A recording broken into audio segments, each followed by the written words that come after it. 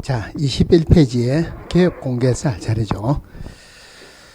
자, 개업공개사. 이 법에 의해서 중개사무소 개설 등록한 자를 말한다. 이랬어요.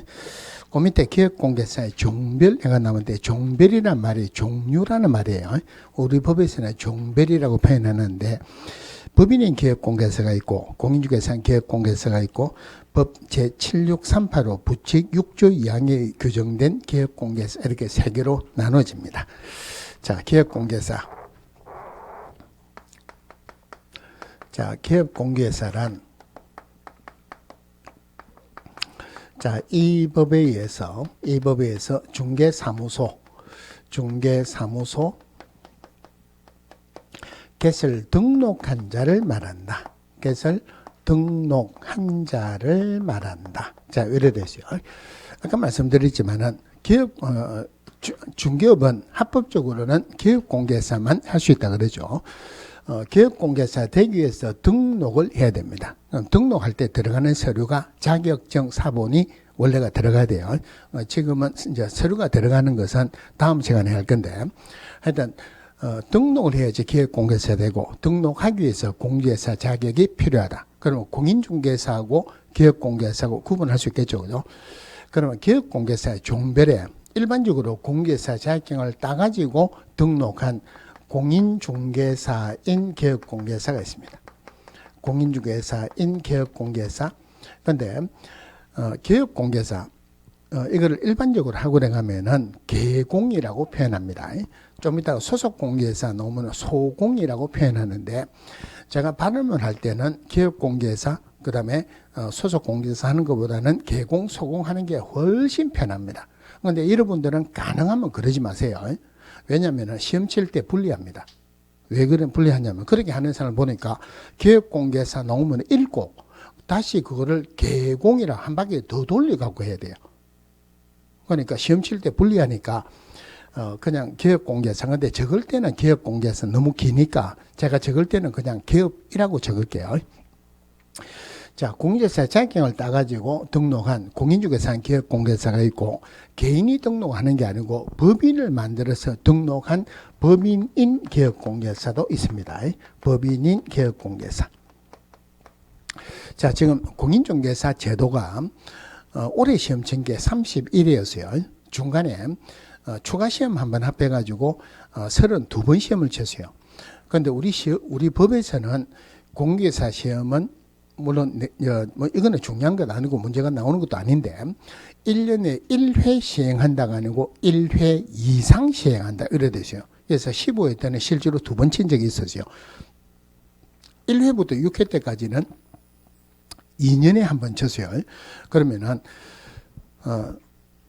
31회니까 넉넉 잡아서 50년 전에는 공인중개사 자격이 없었죠. 그러면 자격이 없는 50년 전에는 중개업을 하시는 분들은 있었겠습니까? 없었겠습니까? 있었죠, 그죠? 그러면은 그때 중개업을 하시는 분들은 보통 나이가 많은 사람이었습니까? 젊은 사람이었습니까? 나이가 많은 사람이 그죠? 다른 거 필요 없습니다. 동네 사무소나 내가지고 평상 하나 갖다 놓고 바둑판, 장기판 하나 있으면은 중개업을 했어요. 그런데 정부에서 발표를 하면 이제부터 공인중개사 제도를 시작하니까 공인중개사 자격이 없으면 중개업 못한다. 그럼 그분들이 알겠습니다. 지금부터 열심히 공부해가지고 자격증을 따가지고 중개업 하겠습니다. 이랬겠습니까? 아니면은 내가 머리가 허해갖고 내가 나이가 몇 살인데 니 같으면 공부하겠나? 이랬겠습니까? 니 같으면 공부하겠나? 그랬겠죠. 그래서 비록 자격이 없지만은 공인중개사 제도가 시작되기 전부터 중개업을 하던 분은 기득권을 인정해가지고 그분도 기업공개사를 인정을 해준 사람이 있었어요. 그분들을 몇 년 전까지는 중개인이라고 표현을 했습니다. 자, 이 중개인은 자격증이 없죠. 자격증이 없는 중개인도 기업공개사 맞아요. 그러면은 기업공개사 용어적인 해볼 테니까 맞는가 보세요. 기업공개사란 이 법에서 중개사무소 개설 등록한 공인중개사를 말한다 하면은 맞다 틀렸다. 이 사람은 공인중개사 아니죠. 등록한 자지 등록한 공인중개사 아니죠. 틀리게 나오면은 이런 식으로 나온다는 말이에요. 근데 이 중개인은 한번 폐업을 하면은 또 등록 취소라는 벌을 받으면은 다시는 중개인인 기업공개사는 활동을 못합니다. 그러면 중개인은 가면 갈수록 숫자가 늘어나겠습니까? 줄어들겠습니까? 당연히 줄어들겠죠. 지금 중개인이 계시면은 나이가 많겠습니까? 작겠습니까? 나이가 많다, 그죠? 나이가 많다. 다른 말로 하면은 다리가 실하다, 부실하다. 부실하니까 나중에 이제 별도로 공부하겠지만은 공인중개사인 기업공개사나 법인인 기업공개사의 업무 지역은 전국이에요. 다리가 부실하다 전국으로 못 다니죠. 중개인의 업무 지역은 사무소 소재 시도밖에 안 돼요. 그런데 가면 갈수록 이 중개인의 숫자가 줄어듭니다. 그래서 우리 법에서는 중개인의 말을 없애버렸어요. 자, 법이 나오면은 우리나라 법은 독일법에서 유래가 되었다 이래 보시면 돼요. 형식도 또 내용도 굉장히 유사합니다. 법의 형식이라는 게 문제 안 나온다 넘어가지만 1조 목적, 2조 용어정의, 그리고 내용이 쭉 나오고 마지막에 가면은 벌칙이 나옵니다. 벌칙이 형벌도 있고, 형벌이라는 게 아까 징역 또는 벌금이 형벌이라고 그랬죠. 그 다음에 과태료 이래 나와요. 법이 끝나고 나면은 부칙이라는 게 나와요. 그러면은 이 중개인의 말을 없애버리고 부칙에서 규정을 해놓은 사람이죠. 그래서 시험 지문에서는 중개인이란 말은 안 나옵니다. 문제가 나오면 뭐라고 나오느냐면은 법마다 법 번호가 있어요. 법 7638호 부칙 6조 2항에 의한 기업공개사 이래 나옵니다. 너무 기니까 제가 적을 때는 중개인이라 할게요. 일단 중개인도 기업공개사 맞아요. 자, 요 기업공개사 종별이 여러 개 있다. 그런데 우리 교재에 보면 제 밑에 보면은 다른 법률의 규정에서 중개업을 할 수 있는 법인 이래 나오죠. 그죠? 이거는 지금 보지 마세요. 이거 1, 2일 달에도 보시면 안 돼요. 이거는 문제가 한 문제도 안 나옵니다. 나오면은 지문 하나가 나와요. 지문 하나가 나오는데 나오는 것도 딱 정해져 있어요. 여기 제일 많이 나온다. 물론 올해도 그 지문이 나왔어요. 지금 이걸 보면은 전체가 흔들리기 때문에 다른 법률의 규정에서 중개업을 할 수 있는 법인 이거는 보시지 말고 하여튼 기업공개사, 중개업을 하는 사람을 기업공개사를 하는 건 아니죠. 왜냐면은 등록을 안 했다. 무등록자가 중개업을 하는 경우도 있죠. 그죠? 벌을 받습니다만은 그 사람은 무등록자가 중개업을 한다고 기업공개사 되면 안 되죠. 중개업을 영위하는 자가 기업공개사가 아니고 기업공개사란 이 법에서 중개사무소 개설 등록한 자를 말한다. 자, 그 다음에 넘어가시면은 자 23페이지에 5번에 소속 공제사가 있습니다. 한 페이지 넘어가시면은 6번에 중개보조원이 있는데 일단 개념을 먼저 보고 갈게요. 자, 기업공개사, 중개사무소가 있으면 기업공개사가 있죠. 자, 기업공개사, 중개사무소에 기업공개사만 있어야 됩니까? 직원들이 있을 수 있습니까? 직원들이 있을 수 있죠. 그 직원들을 우리 법에서는 고용인이라고 표현합니다. 자, 고용인 중에서 공개사 자격증을 가지고 있는 사람을 소속 공인중개사다 이렇게 합니다. 소속 공개사. 그런데 중개사무소에 가면은 고용인 중에서 자격증이 있는 사람만 있습니까? 없는 사람도 있습니까? 없는 사람도 있죠. 자격증이 없는 사람을 중개보조원이랍니다. 중개보조원. 일단 소속 공개사 누군지 중개보조원이 누군지는 개념은 잡았죠. 그죠? 그러면 소속 공개사 정의 23페이지 한번 볼게요. 자, 소속 공개사란 기업공개사에 소속된 공인중개사로서 밑에 줄에 가로 뒤에 중개 업무를 수행하거나 기업공개사의 중개 업무를 보조하는 자를 말한다. 이래놓고 첫 번째 줄에 공인중개사 가로 열고 뭘 했냐면은 기업공개사인 법인에 사원이나 임원으로서 공인중개사인 자를 포함한다. 이래 됐어요.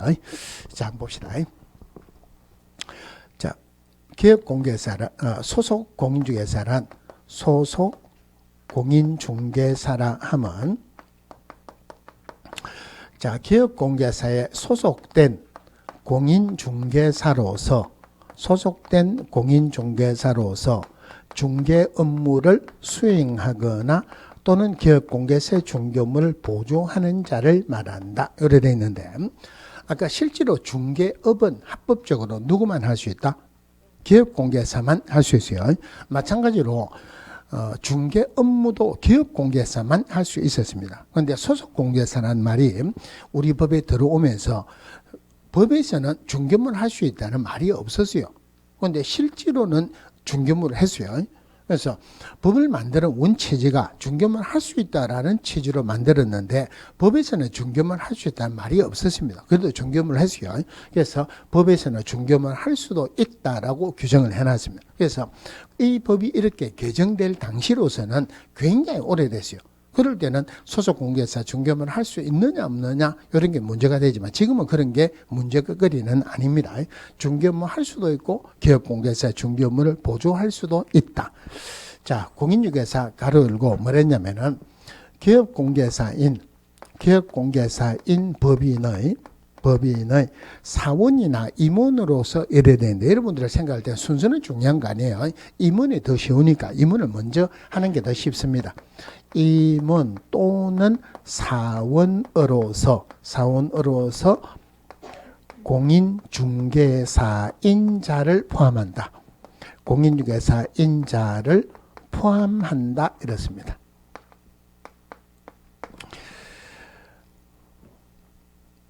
자, 근데 여러분들 어떤 법을 공부를 하더라도 뭐뭐 한다 하고 그 뒤에 다만 하고 단서조항이 나오는 것은 무조건 문제라고 생각하세요.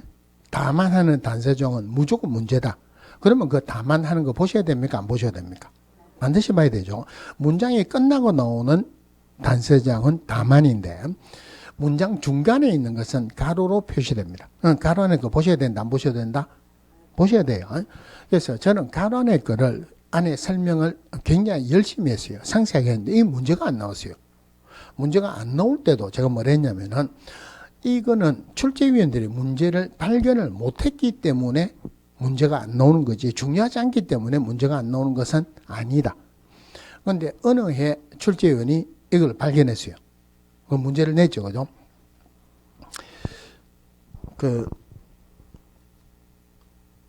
한 바퀴 지금 과목별로 한 바퀴 다 돌았습니까? 무슨 과목 안 했어요? 다 했어요? 세법 안 했어요? 공시법 세법은 돌아가면서 하니까. 제가 어느 해에 시험 치기 한 두세 달 전에 수업 시간에 뭘 했냐면은 올해는 부동산학 개론 시험에 공법 문제 나옵니다. 이랬어요.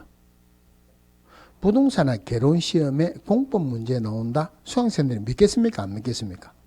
안 믿습니다. 근데 그의 공법 문제가 두 문제가 나왔어요. 그걸 어떻게 알았냐면은 서울에 이제 결혼식이 있어 올라갔어요. 결혼식이 있어서 올라갔는데 뭐 집안에 가까운 집안은 뭐 그런 쪽은 아닌데 그 혼주가 우리나라 부동산 학 쪽에서는 엄청난 건물이에요. 근데 뭐 그래 올라가니까 제가 식당에까지 굳이 들어갈 필요가 없죠. 시작하면 인사하고 식당으로 바로 갑니다. 서울까지 올라갔는데 식사는 하고 가야 되죠. 큰 호텔에서 먹었으니까 식사도 많이 맛있게 나오겠죠. 그죠? 근데 원탁 테이블, 큰 테이블인데 저만 먼저 갈 줄 알았더만은 한 5분의 1 정도 식장에 들어가고 나머지는 전부 다 식당으로 가요. 식당에 큰 스크린을 해갖고 장면을 이제 보여주고 이러는데 혼자 갔는데 큰 테이블에 혼자 앉을 수는 없죠. 자리가 앉아서 앉아 식사를 하고 있었어요. 식사를 하고 있는데 그게 전부 다 알고 보니까 출제위원들이에요. 그런데 공인중개사 시험하고 저도 시험하고 관련이 있는 사람이죠. 그죠? 관련 없는 사람이 딱 한 명 있어요. 그래서 옆에 사람한테 인사를 하면서 저는 뭐 하는 사람 누구입니다. 혹시 뭐 하십니까? 그래서 학교 강의하고 있다. 그래서 공인중개사 어쩌고 저쩌고 하다 보니까 이 사람들의 출제원 내용 알았어요.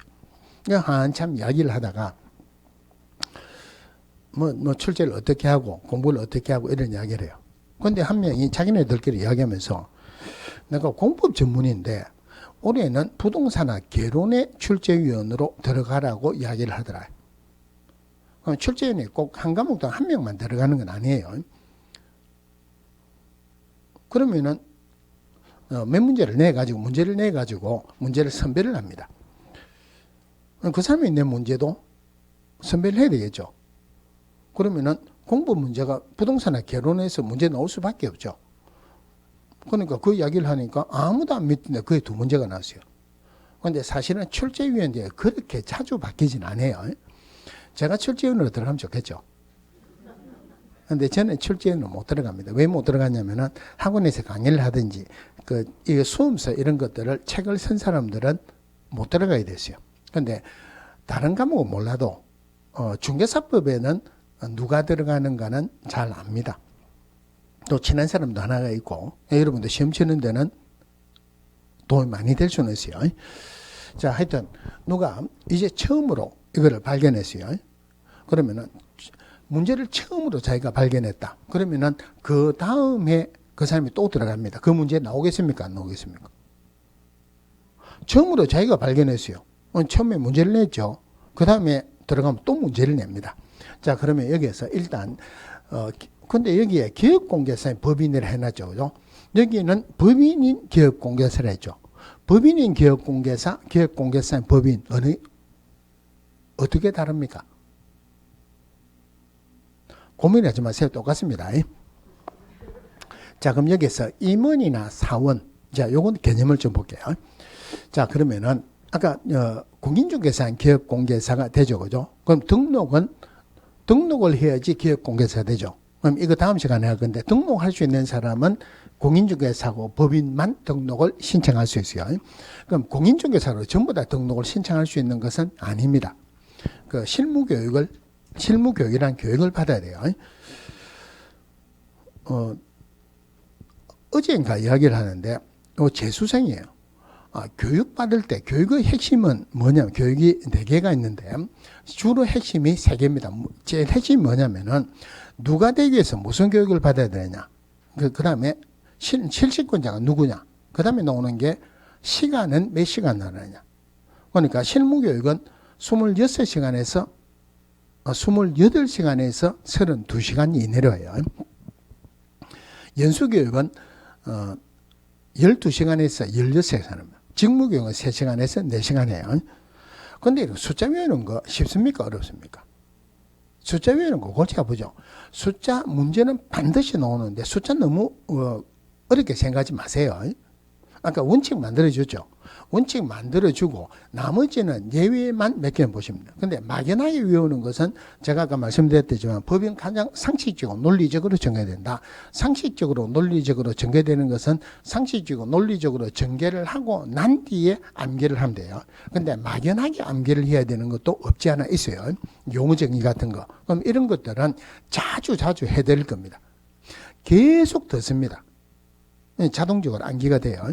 그러면은 숫자 외우는 것도 막연하게 외우지 말고 법을 만드는 원취지를 조금 보시면 되고 그리고 팁을 조금씩 받으면 됩니다. 네, 예를 들어서 이거 하기 전에 한번 설명드릴게요. 자, 실무교육입니다. 자, 실무교육을 받는데 받침이 리을이네요. 기역, 니은, 디귿 리을이에요. 그러면은 법에는 이런 말은 없지만 며칠 하면 좋겠습니까? 4일 하면 좋겠죠. 4일 하면 좋겠죠. 그죠? 근무 시간이 하루에 8시간이죠. 교육 시간도 8시간이에요. 그럼 4일 하면 몇 시간 한다? 32시간 합니다. 실제로요. 그런데 실무교육 받으면 통제 안 따릅니다. 진짜 통제 안 따라요. 그래서 법을 만들 때도 이런 내용을 납니다. 통제 잘 따라라고. 통제 잘 따르면 마지막 날 오후 4시간 빼주겠다. 그럼 몇 시간? 28시간에서 32시간. 외워야 됩니까? 안 해도 되죠. 올해 이게 26시간에서 32시간인가 이렇게 틀리게 나온 적도 있었어요. 그러면 실무교육은 4일 하니까 28시간에서 32시간. 연수교육은 이거 며칠 하면 좋겠습니까? 니은이니까 며칠? 이틀. 그럼 하루에 8시간 몇 시간? 16시간입니다. 물론 이틀 한다는 법은 없어요. 이것도 통제 잘 안 따릅니다. 통제 잘 따르면은 마지막 날 오후 4시간 빼주겠다. 그럼 몇 시간? 12시간에서 16시간. 그러니까 직무교육입니다. 그러면은 기업공개사나 소속공개사 되기 위해서는 실무교육을 받아야 돼요. 중개보조원이 되겠어요. 중개보조원 자격증이 없죠. 자격증이 없는 중개보조원은 나중에 나오겠지만 중개업무를 못합니다. 그럼 교육의 내용은 틀리게 나올 건 없어요. 그럼 실무교육의 내용은 법률 지식, 중개실무, 경영실무, 직업, 윤리. 그런데 연수교육은 뭐냐면은 일반적으로 자격증을 따면은 기간이 조금 지나면 법이 바뀐 것도 있죠. 계속 교육을 시켜야 되는데 그거를 보통 자격에서는 보수교육이라고 표현하는데 우리 법에서는 연수교육이라고 표현합니다. 그러면은 교육의 내용은 똑같아요. 요거 법률 지식 대신에 요거 연수교육은 니은이니까 요거 실무교육 받고 몇 년마다 받으면 좋겠습니까? 2년마다 받습니다. 근데 연수교육을 안 받으면 500만 원 이하의 과태료 받아요. 그럼 2년 지나면 자기가 언제 받았는데 언제까지 받아야 된다 기억하고 있는 사람 별로 없죠. 그러니까 실시권자는 시도의사인데 시도의사가 통보해 줘야 돼요. 통보해 주는데 니은이니까 몇 개월 전까지 통보하면 된다? 2개월 전까지. 이거 1개월이라고 틀리게 놓은 적도 있었어요. 그럼 요거는 법이나 제도의 개정상 나머지는 똑같아요. 법률지시, 중개실무, 경영실무. 자, 직무교육은 중개보존이 되기 위해서 받아야 돼요. 중개보존은 중개무 못한다 그랬죠. 그럼 중개보존은 중개무 못하니까 법률지식 필요 없습니다. 중개실무, 경영실무 이런 거 필요 없어요. 직업윤리 하나밖에 없어요. 그 직업윤리가 무슨 말이냐면은 혹시 우리 공인중개사 할 때 사자가 무슨 사자 쓰는 거 아세요? 적을 때는 선비 사자로 적고 읽을 때는 사기꾼 사자라고 읽습니다. 우리 이런 말 자주 하죠. 중개업을 하면 사자 기질이 조금 있어야 된다. 그래서 중개업하고 관련되는 거는 옛날부터 교육할 때 사기꾼 기질 너무 내지 말란 말을 교육을 꼭 시켜왔었고 꼭 시켰어야 돼요. 교육의 내용에 사기꾼 기질 내지 말라는 게 들어가야 됩니다. 그런데 명색이 법인데 교육의 내용에 사기꾼 기질 너무 내지 말라는 것을 교육의 내용으로 한다 할 수가 없죠. 그죠? 이 말을 따듬어서 직업윤리라고 표현했어요. 그래서 직무교육은 직업윤리만 들어갑니다. 그러면은 직무교육에 기억이니까 며칠 하면 좋다? 하루 하면 좋죠. 하루에 몇 시간? 8시간. 그런데 사기꾼 기질 너무 내지 마라 하는 거 가지고 8시간 할 게 없어요. 그러니까 반나절 잘라서 4시간만 합니다. 근데 이것도 통제 안 따라요. 다른 거는 통제 잘 따르면은 마지막 날 5시간 빼주죠. 4시간 하는데 통제 잘 따른다고 4시간 빼준다. 이건 말이 안 되죠. 조금 빼주거나 빼줘야 되죠. 직무교육 기억이니까 몇 시간 빼주면 좋을까요? 1시간 빼주고 몇 시간? 3시간에서 4시간. 이거 외워야 되겠습니까? 한번 들으면은 기억할 수 있죠. 공부를 경제적으로 쉽게 누가 듣느냐 하는 것도 굉장히 중요하다는 말이에요. 자, 그러면은 공인중개사로 전부 다 등록할 수 있는 건 아닙니다. 실무교육을 받아야 돼요. 등록하려고 하면 사무소도 확보해야 됩니다. 이런 요건을 갖춰야 되듯이 아까 법인인 기업공개사 댁에서는 법인이 돼야 되는데 법인이라고 전부 다 등록할 수 있는 것은 아닙니다. 그럼 어떤 등록 요건을 갖춰야 되느냐 다음에 할 건데 그 중에서 한 2개만 먼저 가지고 올게요. 자, 거기 보면은 그 법인은 첫 번째가 상법상 회사이거나 또는 협동조합으로서 자, 협동조합 가로 열고 사회적 협동조합은 제외한다 이렇습니다. 어로서 자본금은 5천만 원 이상일 것. 그러면 사회적 협동조합을 제외한다는 말은 사회적 협동조합은 등록을 할 수 없다는 말이에요. 왜 등록을 할 수 없느냐면 사회적 협동조합은 영리를 목적으로 할 수 없습니다. 영리를 목적으로 못하는데 등록해갖고 중개업을 한다 이거는 말이 안 되죠. 그죠? 자, 그럼 이건 조금 빼고 상법상 회사, 우리나라의 상법상 회사가 4개가 있어요. 주식회사, 그 다음에 한명회사, 합자회사, 유한회사 이래 있는데 너무 깊게 안 들어가도 됩니다. 우리 시험 범위가 아니니까. 그런데 주식회사, 한명회사, 합자회사, 유한회사 중에서 우리에게 가장 익은 회사가 무슨 회사입니까? 주식회사가 가장 익었죠. 그죠? 그럼 주식회사에 누가 취직을 했다고 봅시다. 자, 제일 말단으로 취직을 했어요. 시간이 지나면 진급을 합니다. 직급이 올라가는데 직급은 회사마다 달라요. 일반적으로 하면은 계장, 과장 대리, 과장, 차장, 부장 진급을 합니다. 부장 진급하면 끝납니까? 위에 또 있습니까? 또 있죠. 그죠? 올라가면은 이사, 상무, 전무, 부사장, 사장 있죠. 그럼 이사부터 사장까지를 임원이라고 표현합니다. 그러면 상법에서 주식회사하고 유한회사는 임원으로 구성이 된다. 이 임원은 꼭 있어야 돼요. 그럼 여기 제일 밑에 있는 이 사람을 뭐라고 합니까? 이 사람을 사원이라 안 합니다. 이 사람을 전문적으로 표현할 때는 쫄따구라고 표현합니다. 이 사람들 일반적으로 우리가 말하는 직원들이에요. 그러면은 주식회사가 유한회사는 임원으로 구성이 된다. 임원은 꼭 있어야 돼요. 이 직원은 있어도 좋고 없어도 좋습니다. 임원을 보조하는 사람이에요. 그런데 한명회사, 합자회사는 임원이 없습니다. 여기에는 요 위에 있는 사람을 한명회사는 요 물론 밑에 직원이 있고 한명회사는 유한책임사원과 무한책임사원으로 구성이 되고 합자회사는 무한책임사원으로 구성이 된다. 조금 복잡하게 들어가죠. 그런 거 시험에 안 나옵니다. 우리 시험 범위가 아니까. 그런데 다행스럽게 우리 공인중개사법에서는 유한책임사원이란 말은 한마디도 안 나와요. 그러면 애당초 유한책임사원이란 말이 없다고 생각하세요. 그럼 이 사람을 뭐라고 표현하냐면은 무한책임사원이라고 합니다. 무한책임사원. 그런데 이 무한책임사원 말이 너무 기니까 이 사람을 줄여가지고 우리 법에서는 사원이라고 표현을 했어요. 그러면은 주식회사가 유한회사의 임원이 있고 한명회사 합자회사의 사원이죠.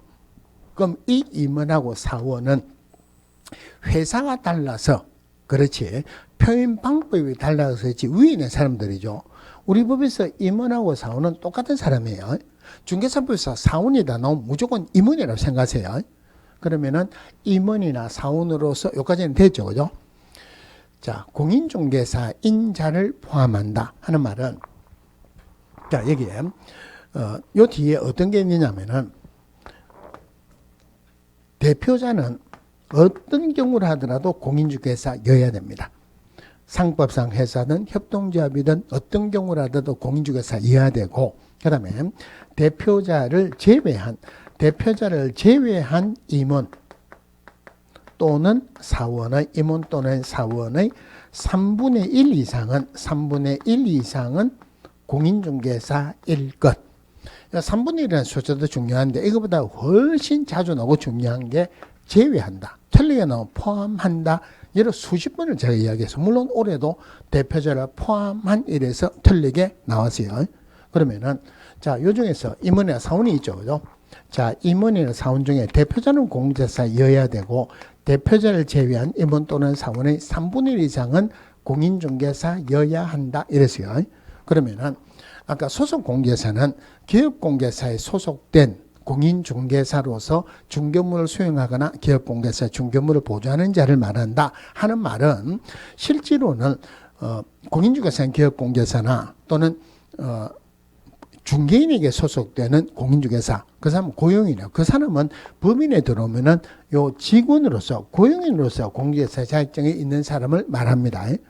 원래는 이 사람을 소속 공개사를 하는데 요 가로 안에 기업공개사 법인의 임원이나 사원으로서 공인중개사를 포함한다 그랬죠. 그럼 결론적으로 이 사람도 임원이나 사원으로서 공인중개사인 자도 소속 공개사에 해당한다 이 말이에요.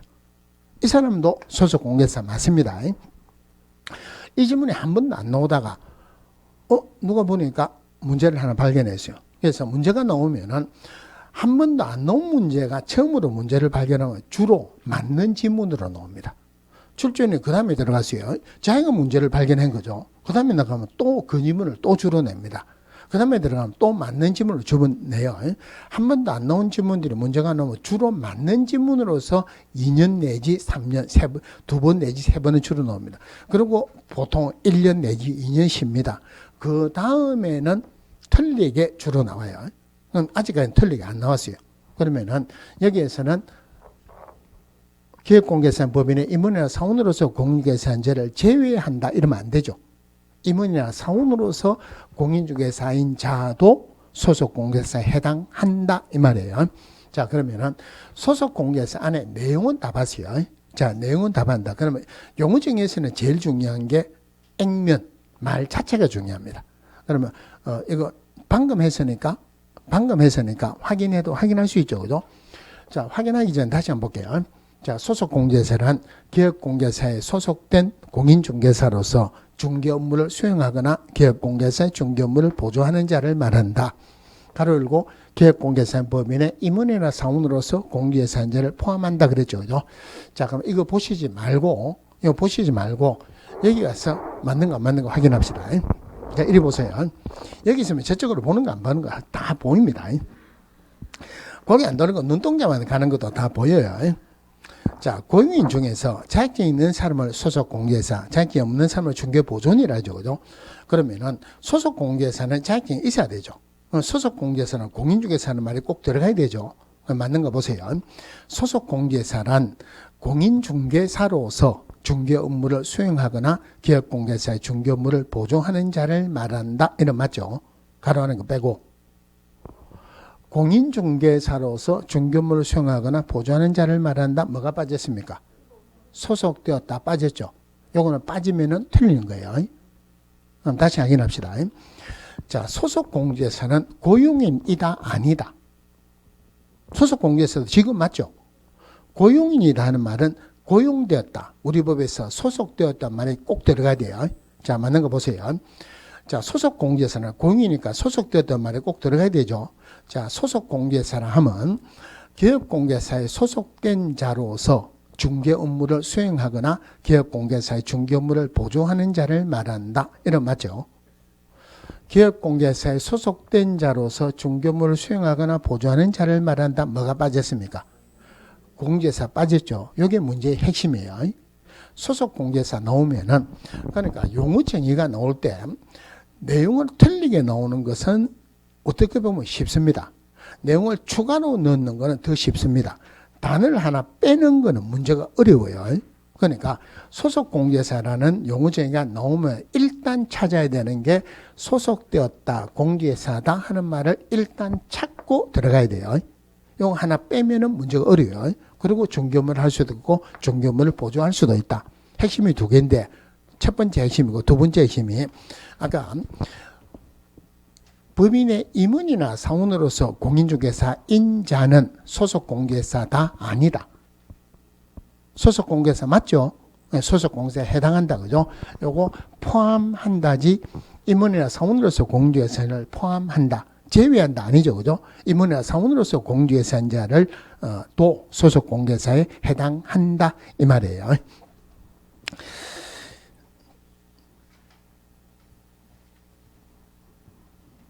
자, 밑에 중개 업무 수행.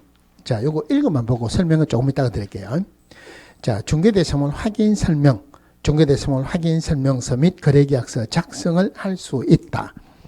자, 주의할 점은 중개대상물 확인 설명 의무 및 확인 설명서 거래계약서 작성 교부 의무는 기업공개사 의무이며 소속공개사 의무가 아니다. 요거는 중개보존하고 난 뒤에 설명을 드릴게요.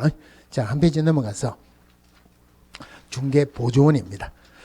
자, 중개보조원이라면 공인중개사가 아닌 자로서 기업공개사에 소속되어 중개대상물에 대한 현장 안내 및 일반 서무 등 기업공개사의 중개업무와 관련된 단순한 업무를 보조하는 자를 말한다. 자, 적어놓고 봅시다. 자, 중개보조원이라 하면 중개보조원은 공인중개사입니까? 아닙니까? 아니죠. 그죠? 공인중개사가 아닌 자로서 기업공개사에 소속되어 중개대상물에 대한 현장 안내 및 일반 서무 등 기업공개사의 중개업무와 관련된 단순한 업무를 보조하는 자를 말합니다. 물론 보조하는 내용은 단순한 업무죠. 예를 들자면은 한여름입니다. 땀을 뻘뻘 흘리고 하는데 여기는 3만 뒤에 이런 말 씁니까? 저 3만 뒤에 조그마한 집에 임대차 계약을 체결하려고 현장 안내해야 되죠. 그러면 자격증이 있는 기업공개사나 소속공개사가 하겠습니까? 중개보조원 보고 갔다 오라 하겠습니까? 중개보조원 현장 안내. 그리고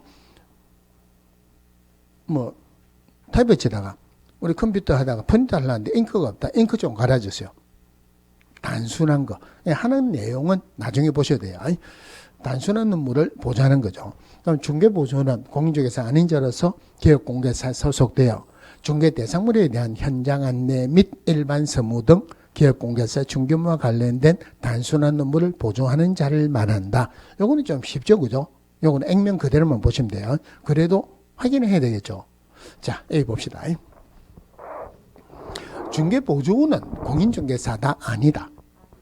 공인중개사가 아니죠. 공인중개사 아니니까 공개사면 소속 공개사 되겠죠. 공개사 아니다는 말이 꼭 들어가야 되겠죠. 맞는 거 보세요. 중개보존이란 공인중개사가 아닌 자로서 중개대상물에 대한 현장 안내 및 일반 서무 등 기업공개사 중개업무와 관련된 단순한 업무를 보조하는 자를 말한다 하면 맞죠. 공인중개사가 아닌 자로서 보조하는 자를 말한다. 뭐가 빠졌습니까? 소속되었다 빠졌죠. 중개보조원이든 소속공개사든 중개보조원이든 고용인이죠. 고용인이라는 말은 고용됐다는 말이 꼭 들어가야 돼요. 그 고용됐다는 말을 우리 법에서 표현하기로 소속되었다. 그럼 둘 다가 고용이니까 둘 다가 소속됐다는 말이 들어가야 되죠. 물론 제가 다시 한번 확인하면은 공인중개사가 아닌 자로서 이거 빼고 하겠죠. 이게 문제의 핵심이에요. 그래서 소속 공개사 할 때 소속되었다, 공개사다 하는 말을 먼저 찾아야 되듯이 중개보존을 할 때도 일단 먼저 찾아야 되는 게 소속되었다, 공인중개사가 아니다 하는 말을 찾고 들어가야 돼요. 이런 거 하나 빠지면은 훨씬 문제가 굉장히 어려운 문제가 돼요. 핵심 하나가 또 하나가 소속 공개사는 중개업무 할 수 있죠. 중개보조원은 중개 업무 할 수 있다는 말이 없죠. 그죠? 중개보조원에서는 절대 중개 업무 할 수 있다. 이런 말이 들어가면 안 됩니다. 그러면은, 자, A가 갑에게 우리 집 팔아주세요. B하고 거래계약을 체결합니다. 거래계약의 당사자는 매도인, 매수인이 거래계약의 당사자예요. 임대인, 임차인이 거래계약의 당사자입니다. 전세권 설정자, 전세권자가 거래계약의 당사자지만은 거래계약서를 작성하는 것은 기업공개사 작성을 해야 돼요. 그러면은 그냥 작성하는 게 아니라 나중에 중개 실무할 때 이 집이 어떤 거다고 확인 설명을 합니다. 거래계약서 작성하면 설명한 내용을 문서로서 작성해야 되는데 이것을 확인 설명서라 그래요. 거래계약서 확인 설명서를 작성하는 것은 중요한 중개 업무예요. 그럼 이거는 누가 작성해야 되느냐면은 기업공개사가 작성해야 돼요. 그런데 거래계약서 확인 설명서 작성하는 것은 중요한 중개 업무다 그랬죠. 소속 공개사는 중개 업무 할 수 있습니다. 해야 되는 의무가 있는 것은 아니에요. 그럼 소속 공개사는 거래계약서 확인 설명서 작성할 수 있다. 맞죠? 작성하여야 한다 하면은 맞다 틀렸다. 작성해야 되는 의무는 누구에 있어요? 기업공개사에 작성해야 되는 의무가 있지만 소속 공개사도 작성할 수 있다 이 말이에요. 그런데 중개보조는 중개업무 할 수 있다는 말이 없죠. 중개보조는 절대 중개업무 못합니다. 그럼 중개보조는 거래계약서나 확인설명서 작성할 수 있다 없다? 작성할 수 없다.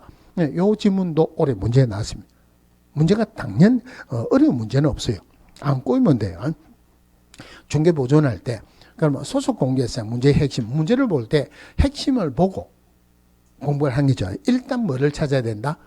소속되었다, 공개사다 한 말을 찾고 그 다음에 중개업무 할 수도 있고 보조할 수도 있다. 중개업무를 해야 되는 의무가 있는 것은 아닙니다. 마찬가지로 중개보조는 이게 문제가 너무 더 어려워요. 꼭 뭐를 먼저 찾아야 된다? 순서는 다르지만 소속되었다, 공개사가 아니다 찾고 그 다음에 어떤 말이 나오더라도 중개업무를 할 수 있다 이런 말이 나오면 안 되죠. 마찬가지로 거래계약서는 확인설명서를 작성할 수 있다 이런 말이 나오면 안 된다. 이게 핵심이에요. 자, 중개보조원까지 오늘 여기까지 합니다. 여기까지 하는데 처음에는 많이 하는 게 중요한 게 아니에요. 많이 하는 게 중요한 게 아니고 기본적인 개념을 잡더라도 개념을 꼭꼭 잡으면서 아까 말씀드렸지만은 이번 달 다음 달 1월달 2월달까지는 개념을 잡으면서 그보다 더 중요한 게 용어가 나오면은 용어를 내 거로 만드는 거 이게 제일 중요하다 그랬어요. 자, 그러면은 오늘 여기까지 하는데 제가 수업을 마치면은 수업 마칠 때 그날 한 내용을 쭉 한번 설명을 다시 드리고 할 거예요. 그거 할 때는 굳이 교재를 안 보셔도 돼요. 교재 찾으려고 그러면은 귀로는 듣는데 눈으로는 막 이거 찾으니까 귀로 잘 안 들리죠. 앞부분에 있는 것은 오늘 중요한 건 아니고 용어 정의 하나 보시면 돼요. 자, 용어 정의할 때 자, 중개란 제3조 규정에 의한 중개 대상물에 대해서 거래 당사자 간에 매매, 교환, 임대차, 그 밖의 권리의 특실 변경에 관한 행위를 알선하는 것을 말한다. 그럼 중개 대상물, 지금은 토지 건축물이라고 생각하시면 돼요. 자, 거래 당사자 간에 할 때 거래란 사인들 간에 서로 대가적인 채무를 부담하는 것을 거래라고 한다. 그러면은 일방 당사자가 사인이 아닌 국가나 지자체나 공공기관이다. 거래가 안 되죠. 중개가 안 됩니다. 또 대가적인 채무를 부담한다. 주고받는 게 있어야 거래가 된다. 일방적으로 주는 것 거래가 안 되죠. 그러면은 상속. 사인들끼리 하는 거지만은 일방적으로 주는 거지 주고받는 거 아니죠. 상속은 중개가 안 되죠. 그죠? 또 경매 일방 당사자는 법원이라는 국가기관이다. 그러니까 사인들끼리 하는 거 아니니까 중개가 될 수가 없다. 중개라는 개념에서 핵심은 매매, 교환, 임대차, 그 밖의 권리, 한마디로 중개 대상인 권리예요. 중개 대상인 권리에 어떤 거 지금 외울 필요가 없습니다. 아직까지 공부를 안 했으니까 제가 설명을 드려도 잘 모릅니다. 한마디로 등기할 수 있는 권리는 전부 다 중개 대상인 권리에 해당한다. 물론 다음에 등기되는 권리가 어떤 게 있는가 민법 한 바퀴 돌고 나면은 제가 전체적으로 설명을 드릴게요. 훨씬 쉽게 여러분을 내 거로 가져갈 수 있도록. 처음부터 깊게 하면 안 돼요. 개념을 잡아놓고 안에 깊게 들어가야 돼요. 자, 근데 유치권하고 법정지상권이란 게 있는데 이거는 등기되는 권리가 아닙니다. 등기되는 권리가 아니다는 말은 원칙적으로 중개대상 권리에 해당하지 않는 게 맞죠. 그죠? 그런데 판례에서 뭐라고 나왔냐면은 유치권하고 법정지상권은 일신전속적인 권리가 아니다. 일신전속적이라면은 이전할 수 없다는 말이에요. 내만 쓰니까. 그런데 일신전속적인 권리가 아니니까 이전할 수 있다. 그래서 유치권하고 법정지상권 이전할 때는 중개대상의 권리에 해당한다. 이랬어요. 그러면 제일 중요한 거 중개업. 자, 중개업 할 때 첫 번째 판단하는 게 뭐를 안 받으면 중개업 아니다. 돈 안 받으면 중개업 아니에요. 보수를 받았다 말이 꼭 나와야 됩니다. 중개업이란 다른 사람의 의뢰에서 일정한 보수를 받고 중개를 업으로 하는 것을 말한다. 그러면은 기업공개사 돼야지 합법적으로 중개업을 할 수 있고 기업공개사 아닌 자가 중개업은 처벌받습니다. 무등록자가 등록 안 한 기업공개사 아닌 자가 거래계약을 체결시켜주고 보수를 달라고 요구를 하는 상태에서는 보수 받았다 안 받았다? 안 받았죠. 중개업이다 아니다. 아니니까 그 사람을 무등록자로 처벌할 수 있다 없다? 처벌할 수 없다. 자, 그 다음에 중개를 업으로 하는 것을 말한다 할 때 업이란 계속 반복적으로 영리를 목적하는 것을 업이란다. 그럼 우연히 한번 중개하는 것은 보수를 받았다 중개업이다 아니다. 중개업 아니다. 그죠? 우연히 한번 하는 거 중개업 아니죠. 그럼 그 사람을 처벌할 수는 없다는 말이에요. 그런데 문제는 잘 안 나왔습니다. 잘 안 나오지만은 제가 말씀드리는 거는 한 번은 꼭 나와요. 그런데 이 문제 오래된 판례인데 하면서 간판을 내걸고 하게 되면은 중개업에 해당한다 그랬죠. 한 번도 문제 안 나오다가 몇 년 전에 지문에 한 번 나온 적이 있었어요. 시간에 많이 걸리는 것도 아니고 나올 수 있는 것은 말씀드려요.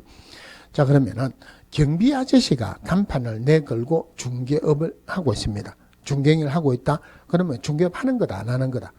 하는 거 맞죠? 그럼 중개업을 한다는 말은 행위는 중개행위 맞죠? 그죠? 그러면은 경비 아저씨는 자기가 중개행위 한다 하겠습니까? 안 한다 하겠습니까? 그런데 우리가 보기에는 중개행위 맞죠? 그죠? 결론적으로 중개행위인지 아닌지의 판단은 그 중개행위를 하는 본인이 판단하는 게 아니고 사회통념상 객관적으로 판단해야 된다. 자, 그 다음에 공인중개사. 이 법에서 공인중개사 자격을 취득한 자를 말한다. 핵심이 두 개인데 공인중개사 자격만으로는 중개업을 할 수 있는 것은 아니다. 기업공개사가 돼야 되죠. 그래서 자격을 취득한 자로서 중개업을 영위하는 자를 말한다. 들어가면 안 되죠. 또 이 법에서 공개사 자격을 취득한 자니까 다른 외국 법에 의해서 외국에서 자격을 취득한 자는 우리 법에 의한 공개사가 될 수 없다. 그 다음에 기업공개사 중개사무소 개설을 등록한 자를 말한다. 기업공개사 되어야지 합법적으로 중개업을 할 수 있고 기업공개사 되기 위해서 등록을 해야 돼요. 등록하기 위해서 공개사 자격이 필요합니다. 그러면은 기업공개사의 종별이라는 말이 종류죠. 그죠? 자, 공개사 자격을 취득해가지고 등록한 공인중개사인 기업공개사 있고 법인으로서 등록한 법인인 기업공개사 있습니다. 그런데 공개사 자격은 없지만은 자격 제도가 있기 전부터 중개업을 하던 분은 기득권을 인정해가지고 이 사람도 기업공개사를 인정을 해준 사람이 있어요. 옛날에는 중개인이라고 하는데 이 중개는 공개사 자격이 없죠. 물론 시험에서는 중개인이란 말은 안 나오고 법 76385 부칙 6조 2항에 의한 기업공개사 이래 나올 거예요. 이 사람은 자격증이 없죠. 그러면은 자격증이 없는 사람도 기업공개사에 해당하는 경우가 있다 그죠. 결론적으로 기업공개사란 이 법에서 중개사무소 개설 등록한 공인중개사를 말한다. 이러면 틀렸죠. 그렇게 나온 적도 있었어요. 등록한 자를 말한다. 자, 물론 여기에서 다른 법률의 규정에서 중개업을 할 수 있는 법이 나오는데 이거는 보지 마라 그랬어요. 그러면 직원으로서 우리 법에서는 직원을 고용이라고 표현합니다. 고용인 중에서 공개사 자격이 있는 사람을 소속 공개사, 자격이 없는 사람을 중개 보조원이라 한다 그랬죠. 그럼 소속 공개사 나오면 일단 찾아야 되는 게 뭐를 찾아야 된다?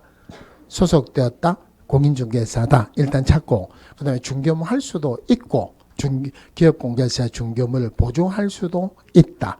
자, 공인중개사 가로 열고 기업공개사인 법인에 임원이나 사원으로서 공인중개사인자를 포함한다, 제외한다? 포함한다. 즉 법인의 임원이나 사원으로서 공인중개사인자도 소속 공개사에 해당한다 이 말이에요. 그러면은 공인중개사 자격이 있는 사람을 소속 공개사를 한다면은 자격이 없는 사람을 중개보도원이라죠. 그러면은 소속 공개사 할 때 소속되었다 공인중개사 하는 말이 꼭 들어가야 되죠. 마찬가지로 중개보조원 나오면은 제일 먼저 찾아야 되는 게 소속되었다 공인중개사가 아니다 일단 찾아야 돼요. 그래서 중개보조원이란 공인중개사가 아닌 자로서 기업공개사에 소속되어 중개대상물에 대한 현장 안내 및 일반 서무 등 기업공개사의 중개무와 관련된 단순한 업무를 보조하는 자를 말한다. 그러면은 소속공개사는 중개업무 할 수 있죠. 중개보조는 중개업무 못하죠. 물론 소속공개사 중개업무 할 수 있지 해야 되는 의무는 없다 그랬어요. 옛날에 지문에 이런 질문이 나왔습니다. 소속공개사가 전 중개업무를 수행했을 때 소속공개사가 확인 설명해야 될 의무가 있다. 확인 설명하는 것도 중요한 중개업무예요. 소속 공개사는 중개업무 할 수 있지 해야 되는 의무가 있는 것은 아니다 그랬죠. 원칙만 가지고 그대로 가면 돼요. 물론 올해도 그런 질문이 나왔어요. 그러면은 중개보조는 절대 중개업무 할 수 없죠. 중개업무 할 수 있다는 말이 들어가면 안 되죠. 마찬가지로 거래계약서나 확인설명서 작성할 수 있다 하는 말이 들어가면은 안 된다. 자, 오늘 여기까지 하는데 마치기 전에 물어볼게요. 공개사법 오늘 이제 7시간 공부했죠. 하면은 할만합니까? 도저히 안 되겠습니까? 하면은 할만하다. 이거 내가 도저히 안 되겠다. 도저히 안 되겠다는 사람 손 들어보세요. 하면 하죠. 하면 할 수 있어요. 물론 나중에 암기를 해야 되는 부분도 별도로 나옵니다. 자주 해드릴게요. 지금은 오늘 한 거 암기를 할 필요는 없어요. 왜냐면은 지금 암기했다. 1년 갑니까 안 갑니까? 1년 안 가요. 그러니까 물론 다음 시간에 수업하기 전에 오늘 한 거 핵심적인 내용을 다시 한번 하고 할 건데 한번 복습은 한번 하세요. 한번 읽어만 보세요. 이제 읽어보시고 이 교재에 없는데 제가 설명을 드린 것도 있어요. 그거 뭐 놓쳤다고 너무 아웅다웅 하지 말고 원 교재가 다 나올 겁니다. 교재에 있는데 왜 이거 설명을 안 드리느냐 그런 거 제 너무 탓하지 마세요. 지금 모든 것을 다 하면은 지금 크게 봐고 개념을 잡고 넓게 봐야 되는 입장이지 잔잔한 것 전부를 다 하면은 하나도 못 들어갑니다. 10개 시험 치는데 대충 치가지고 9개 틀린 것보다 꼼꼼하게 이제 잡아가고 3개 맞는 게 훨씬 많죠. 그러니까 안 해야 될 거는 지금 빼고 물론 그게 나중에 되면은 안 한 경우 있고 다 합니다. 자, 내년에 오늘 되면은 여러분들 뭐 하고 있어야 됩니까? 일단 뭐 자기가 등록을 하면 기업공개사 되죠. 소속 공개사로 들어가려고 약속을 했던 어쨌든 간에 내년에 오늘은 여러분들 지갑에 보면은 명함이 하나 있어야 돼요. 공인중개사 누구누구. 아까 교육 3개였죠. 기획공개사나 소속공개사 되기 위해서는 실무교육을 받아야 돼요. 중개보존이 되기 위해서는 직무교육을 받아야 됩니다. 내년에 여러분들 이제 지금 아직까지 실무교육이 보통 실무교육을 하는데 실무교육이 인터넷으로 일정 시간을 하고 직접 가가지고 일정 시간 하고 이래 합니다. 근데 실제로는 4일 해요. 여러분들 내년에 교육받을 거 생각할 때 실무교육 받아야 됩니까? 직무교육 받아야 됩니까? 직무교육 받고 싶은 사람 손 들어보세요. 없죠, 그죠? 하시면 충분히 할 수 있어요. 그리고 지금 공부하러 오신 분들은 다 합격을 합니다. 문제는 뭐냐면은 빠지지 마세요. 빠지지 마세요. 왜냐면은 물론 여기서 인터넷으로만 공부하시는 분도 계십니다. 학원에서 공부하시는 것보다 훨씬 열심히 하셔야 돼요. 그리고 인터넷으로 공부하실 때 의지가 있어야 돼요. 학원에 오시면 축작사자 오셔야 되죠. 인터넷에서는 꼭 이 시간에 해야 되는 거 아니죠. 오늘 할 거 친구가 술 한잔 마시자 그러면은 한잔 마시고 내일 해도 되죠. 근데 문제는 내일도 해야 되는 게 또 있어요. 그날 할 거는 그날 꼭 하셔야 돼요. 그리고 여러분들도 복습을 할 때는 듣는 게 훨씬 기억에 많이 납니다. 듣는 게 옛날에 이런 적이 한번 있었어요. 물론 그때도 인터넷은 있기는 있었는데 발전이 안 됐습니다. 오늘 수업하면 인터넷 언제 올라오냐면 일주일 있다가 올라오고 그럴 때도 있었어요. 어느 학원에서 쉬는 시간에 마치고 또 들어가니까 그건 공유회사 수업이 아니고 다른 수업이었어요. 수업 들으시는 분들이 뭐 전부 다 제가 오니까 후닥닥 책상 안에 잡아놓어요. 그래서 뭐 다른 거 하다가 수업하니까 잡아있는갑다. 몇 번 그런 걸 봤어요. 근데 한두 번도 아니고 계속 그래요. 뭔가 싶어서 가만히 보니까 휴대폰이에요. 휴대폰을 보고 있다가 잡아놓어요. 수업 쉬는 시간에 휴대폰 볼 수도 있죠. 나중에 알고 보니까 휴대폰을 보는 게 아니고 쉬는 시간에 녹음을 합니다. 녹음을 해가지고 제가 오니까 녹음 눌려가지고 빨리 책상에 잡아놔요. 제가 휴대폰 내라 하면 얼굴이 벌개집니다. 휴대폰 내세요. 얼굴이 벌개집니다. 휴대폰 내세요 그러니까 할 수 없이 내야 되죠. 그 책상 안에 이어놓고 녹음하면은 잘 안 들립니다. 위에 내놓고 녹음하세요. 그러니까 얼굴이 굉장히 벌어요. 전부 다 내놨어요. 물론 이거는 다른 과목하고는 제가 모릅니다. 물론 요즘은 휴대폰뿐만이 아니고 인터넷에 발전되어 있기 때문에 한 번 더 들으면 되죠. 그죠? 아까 드렸지만은 제 수업 시간에는 어떤 거라 좋습니다. 수업만 들으세요. 잠은 갔다 왔다 하면서 들어도 돼요. 저 어디에 누워서 들으면 합격만 할 수 있으면 어떤 거라 좋습니다. 합격하기 위해 가지고는 꼭 한번 읽어보세요. 근데 읽어본다 하더라도 다음 시간 되면 또 모릅니다. 다 까먹습니다. 그래도 한 번 더 보느냐 안 보느냐 이거 차이가 많아요. 그리고 초반에는 가능하면 1차 과목에 이게 2차 과목 오늘 한 거 별로 이거 해도 복습할 거 별로 없죠. 방금 마지막으로 5분이면 끝났죠. 그죠? 여러분들도 한번 읽어보면 시간 얼마 안 걸립니다. 초반에는 가능하면은 시간이 많이 걸리는 거 민법, 개론 이런 거에 시간을 좀 많이 두고 제가 공주회사 강의를 하지만 공주회사법 강의를 하지만 공주회사법 100점 맞는 게 목적이 아니죠. 뭐가 목적입니까? 합격하는 게 목적이에요. 그러니까 제가 공주회사법 한다고 공주회사법만 해라 이거는 말이 안 되죠. 합격하기 위해서 여러분들도 1년 동안 열심히 공부하시고 저도 여러분도 합격하기 위해서 1년 동안 최선을 다해서 강의하겠습니다. 자, 오늘은 여기까지 하겠습니다. 수고했습니다.